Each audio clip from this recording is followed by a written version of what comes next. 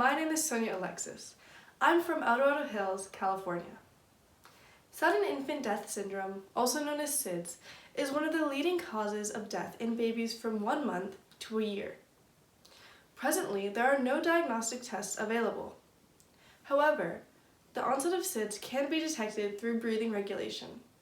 In this project, I created an extremely sensitive pressure sensor by combining a two-dimensional carbon-based nanomaterial, graphene, and a silicone polymer.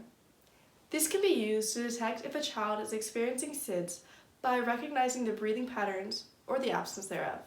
Graphene consists of a single layer of carbon atoms, forming a hexagonal honeycomb-like structure. Its high conductivity and exposure of every atom allows it to sense even the most minute environmental changes. I incorporated pure graphene powder with a silicone polymer through the use of acetone. Acetone dissolved both materials, allowing me to create a homogeneous mixture when I combined the two. A malleable pressure sensor was formed. I placed this material on top of a breathing simulator and began to fill it with air, imitating how a child would breathe when sleeping. I measured the resistance of the material when I filled the bag up with air and when I released the air. I performed 3 trials of this cycle. I found that the material was able to sense the pressure changes in the bag. The material was able to sense the breathing patterns in the breathing simulation because when force was exerted on the material from underneath, the covalent bonds were stressed, which then reduced the conductivity and increased the resistance.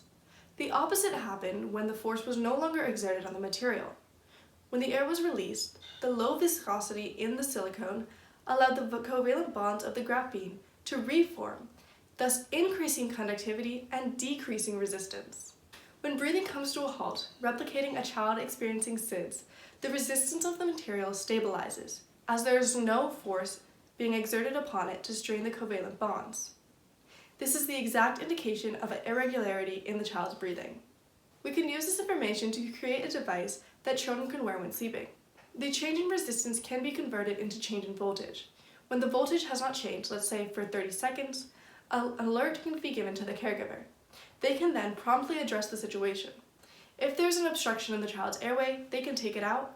If the child is sleeping on their stomach, they can turn them over. Or if there's something they cannot fix, they can dial 911.